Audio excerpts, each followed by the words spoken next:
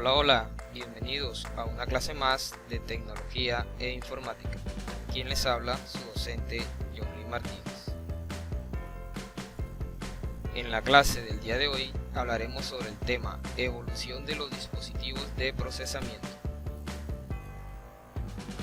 Los dispositivos de procesamiento informáticos son unidades que desempeñan un importante rol en las operaciones de procesamiento de una computadora.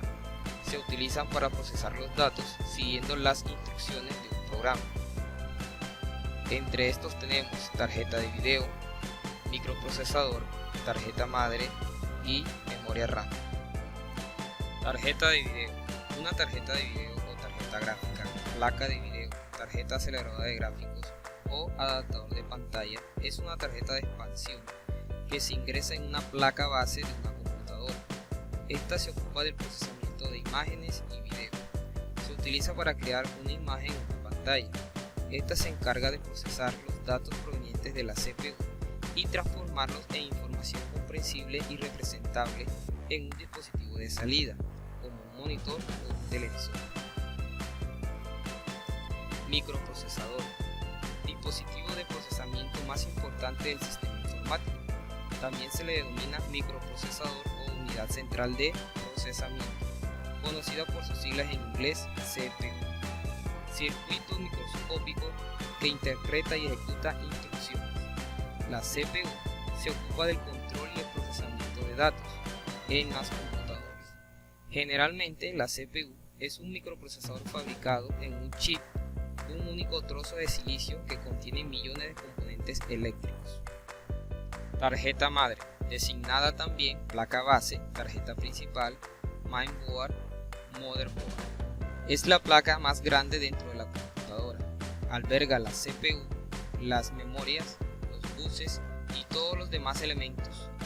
Asigna energía y brinda una forma de comunicación para que todos los elementos del hardware se comuniquen entre sí. Es el principal y esencial componente de toda la computadora, ya que allí es donde se conectan los demás componentes y dispositivos del computador.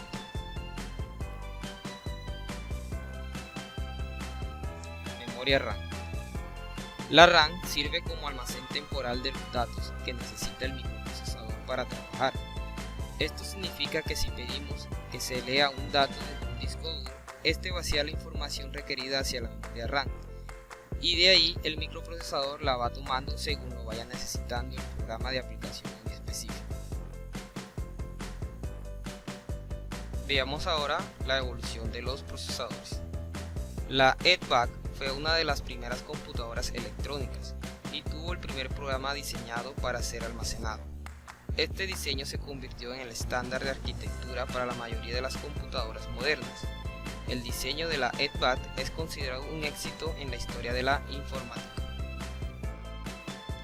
En 1945, el matemático von Neumann distribuyó el bosquejo de una computadora con programa almacenado, llamada EDVAC, que finalmente se terminaría en 1949.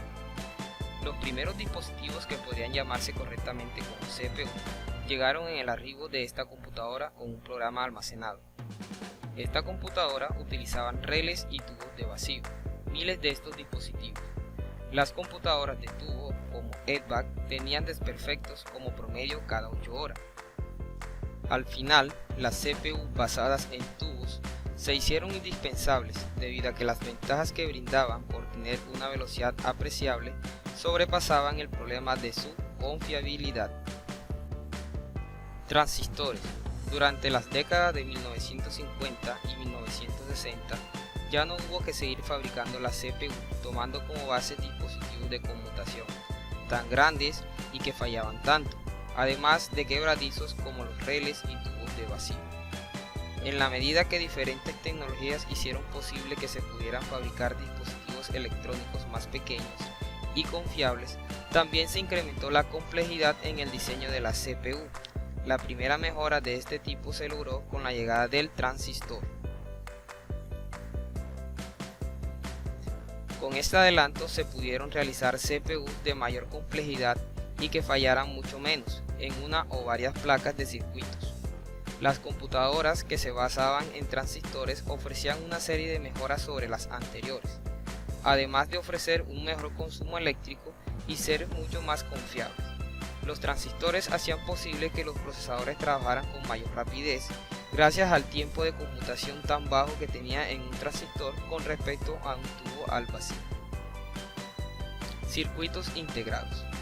El transistor fue inventado por Bell Labs en 1959, gastando mucha menos electricidad, permitiendo construir circuitos integrados de alta densidad.